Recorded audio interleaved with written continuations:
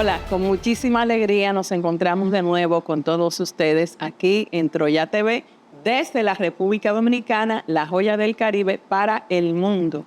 Miguel Ángel Y Rodríguez. Emila Pereira, estaremos con ustedes tratando temas interesantes de la historia de la República Dominicana.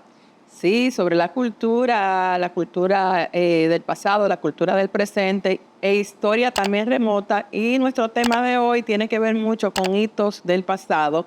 Vamos a hablar de un tema que en esta semana se ha estado conmemorando en nuestra nación. Me refiero al 161 aniversario de la restauración de la República Dominicana. Desde el Archivo General de la Nación tendremos una conversación importante con un historiador fundamental de nuestra república. Así que manténganse ahí porque volveremos en breve.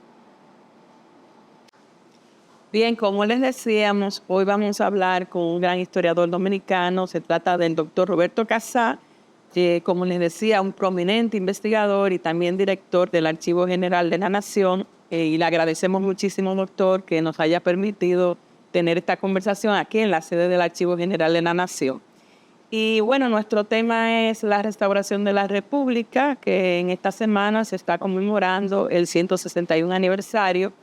Y nos gustaría comenzar pidiéndoles que nos explique cuál es el significado de la restauración para la República Dominicana.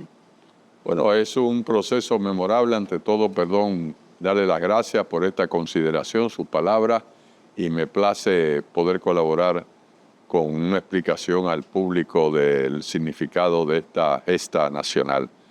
Yo diría que es una gesta de primerísima importancia porque terminó de consolidar la identidad dominicana, el proceso de gestación de una conciencia nacional, que significa la determinación del pueblo dominicano de vivir a través de un Estado autónomo. Eso no estaba claro antes de la anexión y por esto, anexión a España, se produjo el hecho y finalmente los resultados de la anexión, al fracasar, dieron lugar a esta gesta nacional de resistencia frente a España que determinó a la larga la salida de las tropas españolas y la restauración de la República. Doctor, cuando se habla de guerra, por lo regular se piensa en lo que es una guerra. Y hay campo de batalla, hay heridos, hay muertos. Esa mañana de marzo de 1862, ¿cuál era el ambiente que reinaba en ese momento en el país? ¿Cómo se manifestó el pueblo dominicano o parte del pueblo dominicano el día que se leyó la proclama en el Parque Colón? Mire, la situación del país era muy difícil en términos materiales porque se había salido de una guerra civil, la primera guerra civil interna, en 1857-58. El país quedó destruido. A eso se sumaban las invasiones haitianas. Pero la guerra civil de 1857-58 dejó un país hecho añicos porque fue un año de paralización. La guerra de los Césares. No. Fue la guerra de la revolución de los llamados tabaqueros de 1857, en que se establece un gobierno en Santiago de los Caballeros que derroca a Buenaventura Báez. Entonces, eso duró muchos meses porque Báez pudo llevar a cabo una resistencia en la ciudad de Santo Domingo, en la ciudad amurallada. El país estaba bastante paralizado. Entonces, Santana nunca tuvo fe en la República, pero en ese momento, para él conservar el poder, vio que no tenía otra solución que apelar a la restauración, a la anexión. ¿Por qué no tuvo otra solución? Porque aunque él logró tomar el poder del grupo cibaeño que había modificado la Constitución y puesto la capital en Santiago, fue la constitución más liberal que se hizo en la etapa republicana inicial, constitución en Moca en febrero de 1858, en realidad no había medios de una gobernabilidad. Entonces, Santana fue objeto de repulsa por parte de exilados en Haití y partidarios de Buenaventura Báez. Pero materialmente, además, es que no había posibilidad en ese momento de él sostenerse en el poder por razones del estado ruinoso en que se encontraba el país. A eso se añaden las presiones de los cónsules europeos. Desde el principio de la República, el país fue objeto de disputas por la hegemonía de uno de los poderes internacionales de la época, que eran Estados Unidos, Francia, Inglaterra y España. Entonces, en ese momento, los cónsules europeos estaban cuestionando a Santana por su relación final con Estados Unidos hasta cierto momento. Entonces, él estaba sometido a presiones muy difíciles. Estados Unidos entra en la guerra de secesión, se sale de la escena y entonces se crean situaciones internacionales propicias para que la propuesta de Santana fuera aceptada por la Corte de España. La idea no vino de España, vino de Santana. Y es en el 1858 cuando No. Santana comienza a gestionar. No, eso se gestionó ya en 1860. Después. Después, ya cuando ya Santana hace un plan concreto y entabla relaciones con diplomáticos españoles, viene el segundo cabo de Cuba, Rubalcaba, ve el terreno, hace las primeras negociaciones con Santana, hasta que entonces ya en 1861 la reina de España acepta la reincorporación del país a la corona española. Incluso hay un documento que se emite oficializando esa aceptación. Sí, claro, hay todo un manifiesto de Santana, luego pues un pacto, eso fue ratificado en la Corte de España tiempo después, y entonces se estableció un régimen de anexión, un régimen que desde el principio chocó con grandes problemas, porque Santana buscaba perpetuar su hegemonía personal. Santana creía que él iba a seguir gobernando, y no fue así. Los españoles inmediatamente le pusieron coto a su influencia a través de sus mecanismos administrativos, y al año de la anexión, después de serias divergencias, Santana presentó renuncia.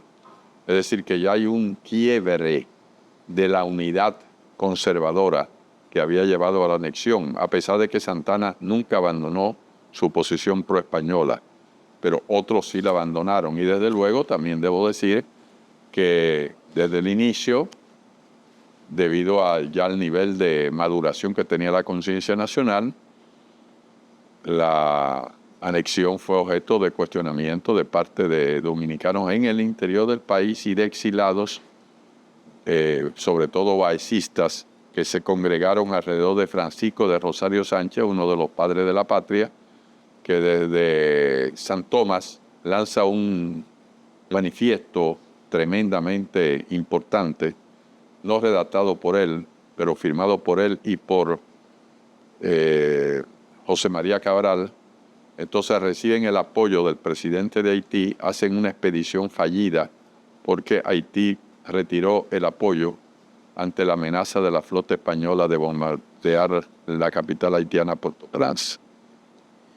Doctor, hay un documento que publicó recientemente un español, donde usted inclusive hace el prólogo, y en el libro establece que no solamente Pedro Santana abogaba por la reincorporación a España, también con mucha principalía, con mucho protagonismo, estuvo también Mella, inclusive viajó a España, aunque finalmente no pudo concretizar lo que usted dice, la reincorporación, pero tuvo un papel muy importante en ese proceso. Lo de Mella fue otra cosa, fue fue como delegado de Santana efectivamente, pero en otro gobierno, en otra administración, antes de que fuera derrocado o obligado a renunciar, paradójicamente por presiones del cónsul español, Segovia, que fueron procesos muy accidentados.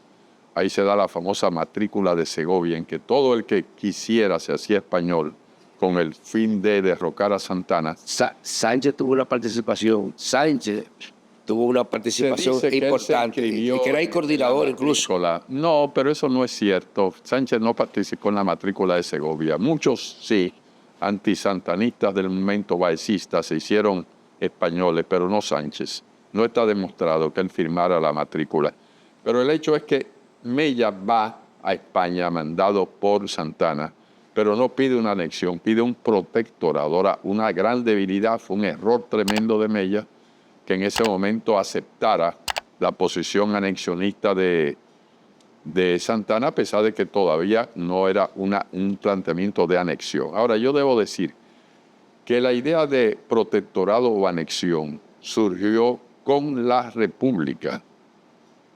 Eso es una idea que estaba anclada en la élite conservadora del país. Ellos no creían. De la República, estamos hablando de 1844, de la República Dominicana. Exactamente. La independencia, el Estado soberano, 1844. Entonces ahí había dos tendencias básicas que confluyeron en la fundación de la República, que era la tendencia de los trinitarios, partidarios de un orden completamente independiente y soberano, y los partidarios, a través del Plan Levasseur, de los que estaba firmado por los diputados en la constituyente haitiana, que concluyó sus sesiones el 31 de diciembre de 1843, que planteaban un protectorado francés, el Plan Levasseur.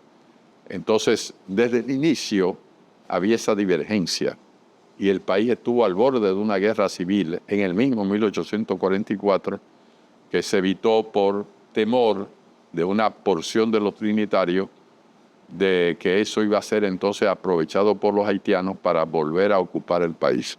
Pero la idea de la anexión o del protectorado, dependiendo de los momentos, estuvo presente todo el tiempo en las élites conservadoras, y Santana finalmente tuvo las condiciones, debido a la guerra civil en los Estados Unidos, de plasmarla en 1861.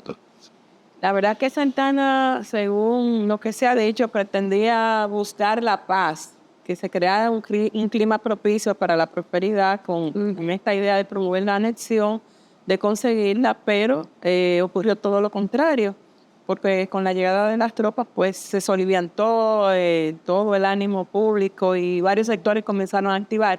¿Qué pasó con estos sectores de clase baja que habían sido esclavos, que eran agricultores? ¿Cómo recibieron la anexión? Mire, una parte de la población dominicana recibió la anexión con indiferencia o hasta con beneplácito, por razones étnicas, territoriales, sociales. La élite dirigente tradicional la recibió bien en general. O sea que no se vio un gran problema porque el país estaba exhausto, la gente estaba desesperada. Era un país muy pobre, sometido a condiciones terribles de existencia. Era una miseria pública, al grado de que se escenificaron conatos de rebelión de los productores agrícolas de tabaco por el sistema de extorsión de los precios. O sea, era un país en condiciones muy difíciles. Entonces, mucha gente concibió esperanzas en la elección, la esperanza de la paz y del progreso. Pero también hubo sectores que nunca la aceptaron desde el inicio. Y yo diría que posiblemente la mayoría de las personas del país, eso no se puede saber porque no había estudios de opinión pública, pero probablemente la mayoría vio esto con expectativa, no decidida a una sublevación inmediata, pero tampoco conteste en que la anexión iba a traer el deseado estado de orden y progreso. De manera que desde que se crearon las condiciones propicia para una sublevación, esta se produjo. ¿Por qué?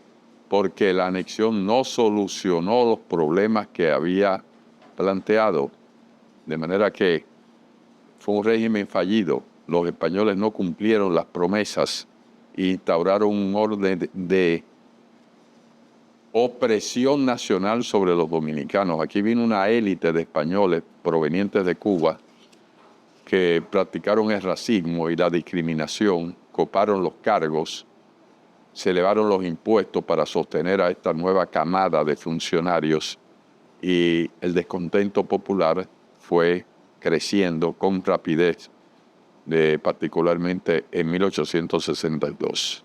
Vamos a hacer una pausa con la anuencia del doctor Casá y continuaremos hablando sobre la restauración de la República.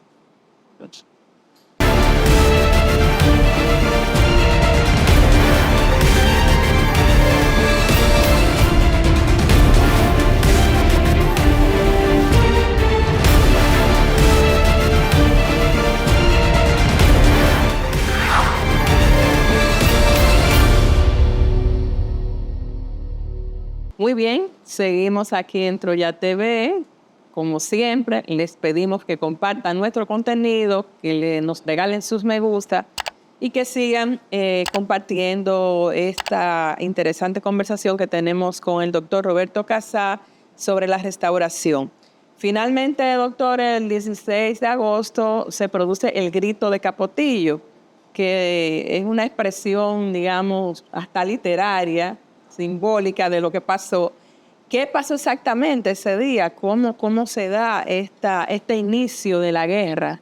Mire, en febrero de 1863 se significó un primer intento de derrocamiento de la dominación española. Ahí confluyeron 3 focos de descontento. Uno en el sur, con restos de la gente que había estado con Sánchez y Cabral, encabezado por Fernando Tavera, que era uno de los generales que había colaborado con Haití y que estaba en contra de los españoles, fue en Neiva, alrededor de Neiva. Un segundo núcleo en la frontera norte, donde frontera y todos los campos del noroeste, donde participan ya figuras como Gregorio Luperón. Los 2 principales líderes de ese movimiento luego salieron de la escena, pero algunos ya se quedaron, como Pedro Pimentel, no solamente Luperón, algunos ya siguieron jugando un papel trascendental en todo el curso, el periodo de los procesos, Santiago Rodríguez, Benito Monción. Y un tercer grupo o conato, sublevación, fue el populacho, la gente pobre, la masa mayoritaria de la población en la ciudad de Santiago los Caballeros, al grado de que obliga al ayuntamiento, compuesto por personas moderadas, a ya asumir una postura de ruptura con España. Esto fracasa. Después de unas semanas de operaciones fracasa. Entonces se van cientos de dominicanos refugiados a Haití. Y estaban esperando la ocasión. Entonces esta ocasión, producto de ese proceso de conspiración interna y de preparación militar en la frontera norte, entonces 3 de estos líderes de la pasada sublevación, Santiago Rodríguez, José Cabrera y Benito Monción, decidieron ya pasar a territorio dominicano e iniciar la guerra. Fueron recibidos por varias figuras que estaban dentro del país ocultos, pero ya preparados para una insurrección general, como Federico de Jesús García, como Pedro Antonio Pimentel. El hecho es que el cruce de estos 80 dominicanos, fueron alrededor de 80 dominicanos que cruzaron la frontera el 16 de agosto, fue secundado rápidamente. Entonces ya se hace una conflagración en la región noroeste que confluye en la toma de Santiago, en la batalla del 6 de septiembre. Entonces ya, días después, se forma un gobierno provisional. Desde ahí, desde Santiago, se expande rápidamente por el resto del país y ya se inicia una guerra nacional, ya no una guerra focalizada en una zona, una guerra que ya cubrió el territorio nacional en su casi totalidad, con una gran excepción que fue parte del este del país, donde Pedro Santana seguía teniendo una influencia personal considerable. A propósito de Pedro Santana y del este, se ve claramente que habían dos sectores enfrentados. El sector de los ateros, representado por Pedro Santana, y el sector de la pujante ya comerciante de Santiago, de Puerto Plata, donde estaba la mayor cantidad de comerciantes y donde se hacía comercio, inclusive en Montecristi. Pero estaba claramente que habían dos sectores enfrentados. Por un lado, los ateros, y por un lado, esos comerciantes ya que venían empujando, que venían trabajando, que venían produciendo en Santiago y, repito, también en Puerto Plata. ¿Cómo ve dentro de ese enfrentamiento de esos dos sectores el hecho de que Pepillo Salcedo, que fue el primer presidente de la Restauración, fuera fusilado por Gaspar Polanco sin juicio, sin instrumentarle un expediente y de manera furtiva, sin que el pueblo se enterara inclusive de ese decreto? ¿Cómo?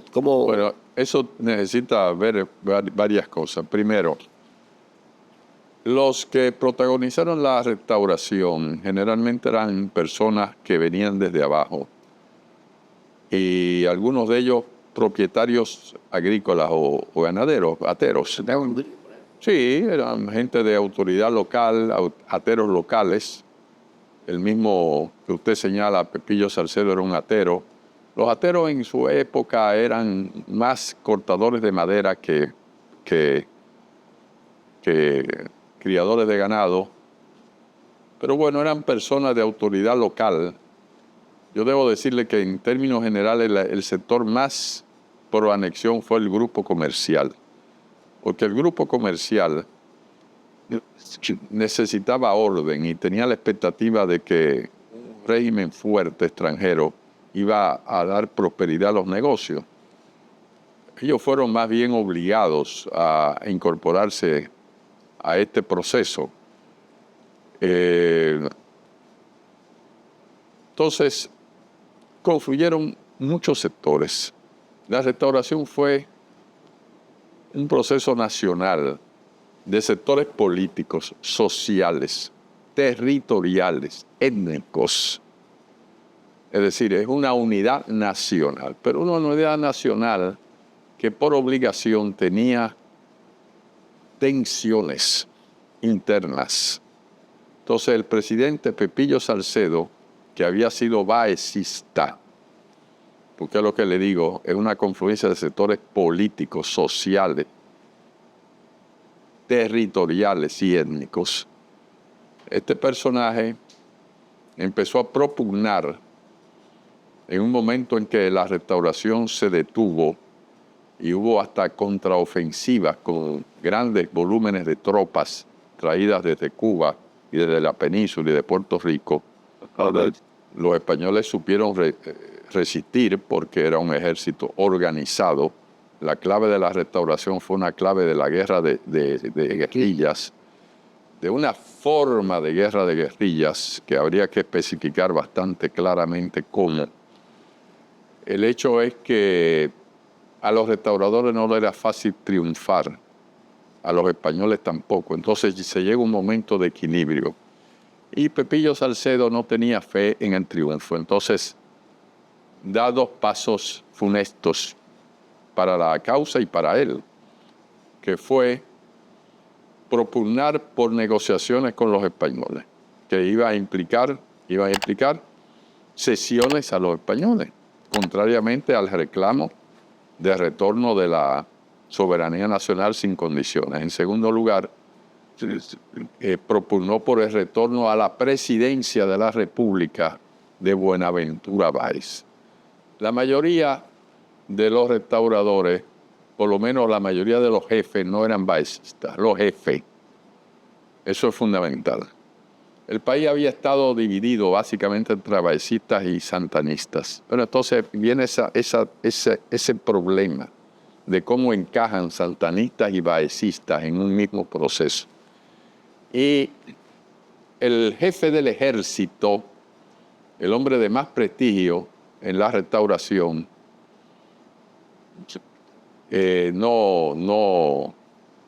no había sido baecista, por el contrario, fue designado jefe del ejército y es el que dirige las operaciones en la toma de Santiago, que es Gaspar Polanco, debido a que era el único general de la República. Fíjese que al haber sido un santanista, él es aceptado como jefe por haber sido general de la República. Gaspar Polanco no quería saber de Báez.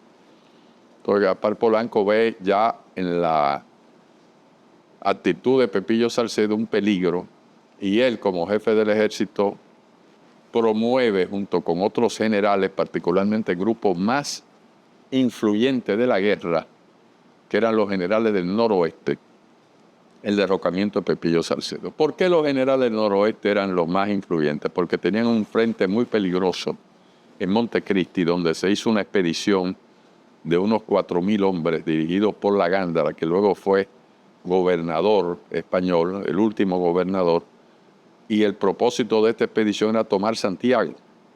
El vicepresidente Ulises Espaillat tuvo que lanzar una proclama explicando que si los españoles iban a Santiago había que dejar que lo tomaran, no hacerle frente abierto porque iba a la derrota. No se llegó a eso, los españoles no pudieron pasar de un lugar llamado El Duro a unos 8 kilómetros o 10 de Montecristi. Ahí se quedaron los cantones, que eran los cuarteles de los restauradores.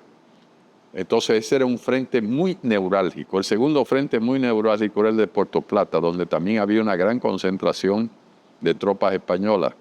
Salvo esos dos lugares y Santo Domingo, el resto de la costa estaba en manos de los restauradores. Por eso se podía negociar madera, se seguía vendiendo madera. La historia económica de la restauración también es algo muy importante, muy interesante, poco señalado. ¿Por qué se pudo hacer frente al ejército español, un ejército potente, una potencia, y un país pobre? El hecho es que era crucial el control de las costas, no solamente de las fronteras. Por Haití se comerciaba el tabaco, por las costas se comerciaba la madera. Y bueno, estos generales, Federico de Jesús García, Benito Monción, Pedro Pimentel, básicamente esos tres y algunos más, estuvieron de acuerdo con Polanco de derrocar a Salcedo, porque no eran baecistas. Entonces Salcedo implanta el orden más nacional, más acabado de la restauración cuando da ese golpe de Estado, más intransigente, a pesar de que también aceptó una propuesta del presidente haitiano para buscarle una salida. Haití quería una salida, porque Haití lo que no quería es que España siguiera en el país y buscaba una salida diplomática al tiempo que no podía darle, por temor a España, apoyo directo a los restauradores. Entonces, bueno, eso abrió a la larga una negociación que se inició en el gobierno de Polanco, pero que concluyó en el gobierno siguiente que derroca a Polanco, que ya hay disputas intestinas que le hicieron mucho daño al proceso. Y los mismos generales del noroeste derrocaron a Polanco. Entonces ponen a uno de ellos de presidente, que es Pedro Pimentel. Era posiblemente el más capaz de esos generales en términos militares y en términos políticos. Y entonces hubo una negociación en la finca El Carmelo, aquí en los alrededores de Santo Domingo, cerquita de aquí, ahí en la costa, aquí cerquita de donde estamos ahora mismo, la quinta El Carmelo, donde los delegados gubernamentales le hicieron concesiones onerosas y vergonzosas a los españoles. Entonces eso dio lugar a problemas internos, finalmente eso no se aprueba, los españoles se van del país, pero quedan tensiones de diversos géneros que dan lugar a un periodo tormentoso después de la restauración. El país había cambiado mucho, esos ya son consecuencias de la restauración, porque la vieja élite dirigente exsantanista había quedado dispersa, había quedado debilitada. Entonces vienen a tener influencia personas salidas de la nada. José María Cabral sí era un general ya reconocido, por ejemplo, pero bueno, ¿quién era Benito Monción? Un don nadie, un analfabeto que no fue capaz ni siquiera de escribir su relato, se lo tuvo que dictar a Mariano Cetero en un exilio posterior. De manera que es ese tipo de gente que sube, que son la base de los caudillos. Casi todos venían de ahí, los generales. De la restauración salieron decenas y decenas de generales, que eran los jefes de los cantones que se oponían a los españoles. Esa es una parte. Es otra parte interesante, pero que tendremos que ver en otro momento porque, bueno, vamos a hacer una pausa y muy pronto continuamos con el doctor Casá. Y este interesante relato, señores, con mucha base documental sobre la restauración de la República.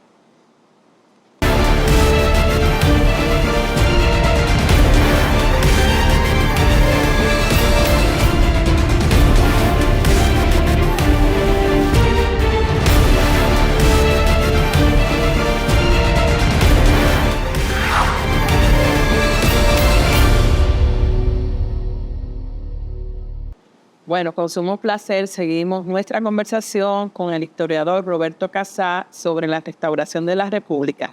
Doctor Casá, usted ha mencionado varias figuras fundamentales que estuvieron involucradas en la restauración y hay un héroe caribeño que participó, tuvo una participación en el proceso del lado español que, bueno, se menciona con frecuencia en la historia y fue Máximo Gómez. Sería bueno explicar un poco por qué Máximo Gómez combate del lado español y qué pasa después que termina combatiendo en Cuba contra los españoles. Mire, como yo le digo, por razones étnicas, durante cierto tiempo los españoles gozaron de apoyos. Y bueno, Máximo Gómez era de la élite de Baní. Era un individuo que ya leía, era de la familia prominente de Baní. Y se ve que no tenía en ese momento una concepción nacional, por lo menos acabada. Pero a esto se une el hecho de que el jefe de la restauración en el sur, Pedro Florentino, enfrenta la ofensiva española, la contraofensiva, también orientada por la Gándara, en febrero de 1864, mediante acciones de terror, fusilamientos de anexionistas. Entonces, Florentino actuó de una manera radical, controversial. Hay quienes lo condenan mucho, porque ejecutó gente, tomó rehenes, ejecutó españolizados y españoles. O sea, actuó de una manera dura, como es con frecuencia como se actúa en guerras. Y Máximo Gómez entendió que estaba siendo agredido él y todo su sector social, de manera que se opuso a la restauración y tomó partido, sobre todo a raíz de este planteamiento beligerante de Pedro Florentino por la anexión. Entonces se fue a Cuba. En Cuba él tomó conciencia rápida de que estaba equivocado y al ver el régimen español en Cuba, que era muy distinto a lo que sucedía aquí, para él fue extraño. Ya Máximo Gómez era un hombre con una cierta ilustración, era un hombre leído, primo de Francisco Gregorio Villini, o sea, de la familia élite de Baní, de gente que podían tener acceso a cierta cultura. Pero sí, en el momento aquí en el país, él estuvo del lado de la anexión, desde cierto momento, y hasta el final se fue a Cuba con otros 200 de dominicanos urbanos que prefirieron retirarse del país antes de estar en el régimen nacional. Muchos de ellos después regresaron, ¿eh? O sea, hubo de todo. Y desde luego la política de la restauración fue clara en ese sentido, ¿eh? Amnistía a todos los españolizados en general. No fue la política de Pedro Florentino, pero sí la de otros y la del gobierno. De manera que, y de los españoles vino un espíritu de unidad nacional, algo muy dominicano, vamos a decir, al grado de que los comerciantes españoles de la ciudad de Santo Domingo, que fue la última en ser tomada por los restauradores, inmediatamente entra el general Cabral, que fue el jefe de la restauración en el sur y que es proclamado presidente de la República un mes después del triunfo de la anexión, de la restauración. Lanzaron un documento. Los comerciantes españoles, la cúspide comercial de la ciudad de Santo Domingo, por lo menos parte considerable de ella. En esa época casi todos los comerciantes eran extranjeros. En consecuencia habían sido anexionistas. Pero ellos se plegaron al régimen dominicano sin problema y nadie los cuestionó. Es decir, que no hubo venganzas, no hubo nada por el estilo. Pero Máximo Gómez no juzgó prudente por lo que se puede entender, retornar al país de inmediato. Entonces ya en Cuba le toca la gloria de haber sido el principal jefe militar de la guerra de independencia de Cuba, de las dos guerras de independencia de Cuba, sobre todo de la segunda. Sí, fue parte de las negociaciones al final entre los españoles y los restauradores. O sea, llegaron a una negociación donde, tal como te dice, hubo una amnistía general. Pero hay algo que no se ha tratado o no se ha difundido bastante, y es que cómo influye ese proceso de la guerra de la restauración y final la restauración en el mismo proceso de Cuba e inclusive en los mismos movimientos que se hicieron posterior a Puerto Rico. En Puerto Rico y Cuba tuvo una gran incidencia la restauración. ¿Por qué? Vieron los grupos que estaban opuestos a la dominación española que era factible derrocar al gobierno español. O sea, tuvo mucha influencia, al grado de que el grito del Ares se hace con una bandera prácticamente similar en Puerto Rico a la bandera dominicana. Y muchos de ellos estaban acompañados de dominicanos, o sea, los dominicanos participaron en todo esto, igual que participaron los dominicanos en Cuba. En la primera guerra de independencia de Cuba, no estoy muy seguro si solo en la primera o en las dos, participaron cerca de 1000 dominicanos. Es decir que, y muchos iban de voluntarios desde aquí a pelear, de voluntarios internacionales. Es decir que sí, la restauración creó un ambiente propicio para la independencia de estos dos países. Doctor, cada año en nuestro país se conmemora el 16 de agosto y ya es costumbre que en la fecha, cada 4 años, pues el presidente elegido pues toma posesión ese día, se hace todo un ceremonial y se recuerda la fecha.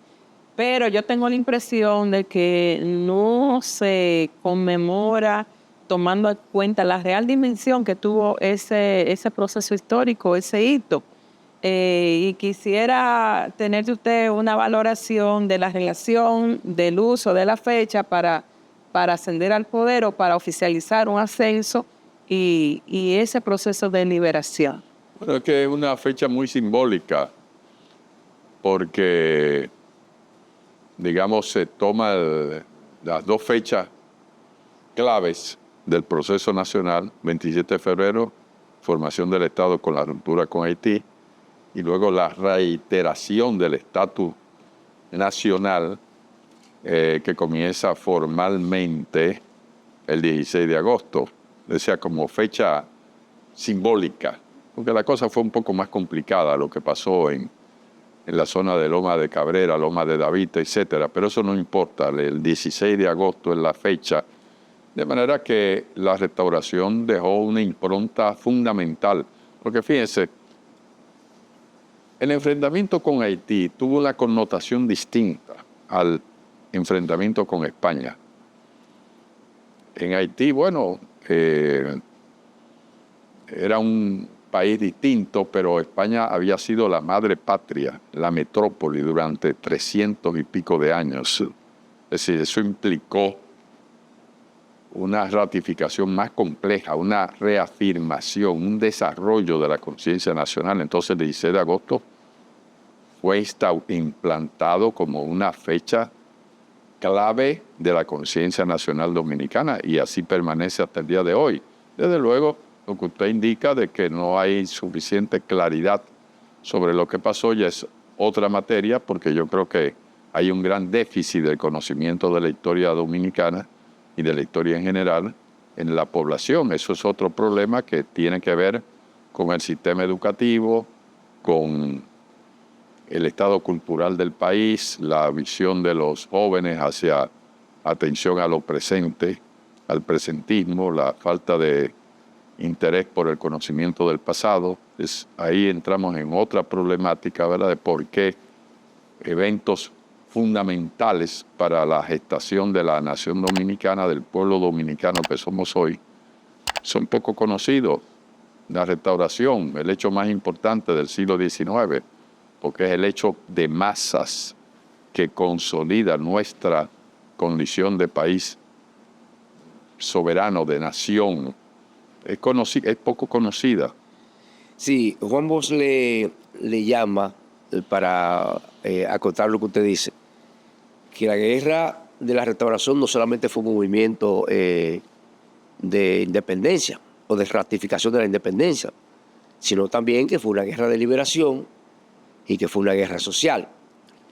A propósito, hay una corriente que habla que debería de considerarse a Gregorio Luperón como el cuarto padre de la patria, porque tal como usted dice, ahí se reafirmó la conciencia nacional, se reafirmó lo que era ya la nación como país. ¿Cómo te enfoca ese? No, mire, primero yo creo que no hay tres padres de la patria, sino un padre de la patria, que es Duarte. Si decimos de un héroe nacional prominente, los otros tienen grandes méritos. Sánchez fue fusilado en San Juan de la Maguana, luchando por la patria, o sea, es un héroe. Fue el que derrocó, el que dirigió el derrocamiento del dominio haitiano. Es decir, Sánchez es una figura clave, extraordinaria, pero no tuvo la dimensión de Duarte porque no fue un ideólogo, aparte de errores que cometió, pero eso es lo de menos. Ahí yo tengo diferencia con la apreciación de don Juan Isidro Jiménez Grullón, que lo cuestiona más a Sánchez que a Mella, pero también a Mella. Ellos cometieron errores porque se involucraron después de la amnistía del presidente Manuel Jiménez en 1848 en procesos políticos, tenían que negociar. Pero desde luego yo creo que sí son héroes, siguieron siendo nacionalistas consecuentes, porque a pesar de que negociaron nunca depusieron ciertos principios. Ahora, Luperón tampoco califica como cuarto padre de la patria ni como padre de la patria porque él no tuvo el protagonismo que se le adjudica en la restauración. Luperón no fue el jefe de la restauración. Eso que se dice es completamente carente de fundamento. Luperón lo único que pasó es que jugó un papel muy importante, fue de los generales de gran relieve y era el que más conciencia histórica tenía. Entonces él hizo su relato. Yo no digo que fuera un relato falso, pero era su relato. Sus memorias, las famosas Él memorias. primero propició que Rodríguez Ojío escribiera una historia de la restauración que no se publicó. Pero Luperón guardaba los documentos, tenía conciencia histórica a pesar de su juventud. Y luego él escribió sus memorias donde da su versión y su importancia de los hechos. Pero Luperón nunca fue figura dominante. Aunque dicen que él no la escribió, que se la escribieron. No, él la escribió. Él la escribió. O sea, él era un intelectual. A él lo ayudaron lo ayudó particularmente, no como se ha dicho absurdamente, Rodrigo Río, porque Rodrigo Río fue fusilado en 1871, lo ayudó a Eugenio Deschamps, que estaba exilado también en el exterior. Pero Luperón escribió eso. Luperón no era ningún tonto, era un hombre extremadamente capaz. Tan capaz que fue el único de esos héroes que dio una versión acabada, sistemática, basada en documentos que él guardaba de lo que sucedió. No es una versión mentirosa, ahora es una versión de él, donde él pone de relieve su persona y donde también cuestiona muchos hechos de los otros. Por ejemplo, a Pepillo Salcedo lo acaba como un individuo inconsistente, casi un traidor, bueno, de su versión. Pero fue el primer presidente. Si hablamos de primera figura, es Pepillo Salcedo. Pero la cosa es más compleja porque el jefe militar fue Gaspar Polanco. Pero Polanco también es derrocado. Entonces, ¿vamos a decir que Polanco es el jefe de la restauración? Pues difícil, no hubo un jefe de la restauración. Es complicado eso. Un conjunto de jefes. Y dentro de ese conjunto, Luperón no sobresalió tampoco. Es decir, que Luperón no tiene la estatura que se le ha dado. Ahora, tiene su estatura, porque primero estuvo en la restauración y luego le tocó oponerse de manera relevante al intento de anexión a los Estados Unidos en 1869, 70, 71. Solo que tampoco ahí él fue el jefe principal de esa contienda llamada Guerra de los 6 Años. Fue José María Cabral, que fue presidente de la República. Es decir, ahí se forma un triunvirato de dirigentes nacionales que son Cabral en primer lugar, Luperón en segundo y Pedro Pimentel en tercero. Entonces Luperón es el de más conciencia, el de más continuidad. Entonces se hace presidente provisional en 1879 y desde ahí, con la estabilidad del Partido Azul que él termina dirigiendo, a pesar de que en los orígenes no era el principal, era Cabral el principal. Entonces Luperón proyecta una imagen retrospectiva que lo hace una figura que no era la real. Desde luego, yo no quiero acabar yo no quiero cuestionar la exaltación de Luperón, pero yo diría que también junto con Luperón hay que exaltar a muchos otros héroes de la guerra restauradora. Bueno, sumamente edificante y rica en datos y puntos de vista ha sido nuestra entrevista con el doctor Roberto Casá, distinguido historiador, director del Archivo General de la Nación, a quien le agradecemos muchísimo que nos haya dedicado este tiempo para la edificación de todos nosotros. Así que gracias, doctor Casá. A ustedes también les agradecemos mucho su presencia a través de los medios de comunicación, su seguimiento, y nos volveremos a encontrar muy pronto en Troya TV.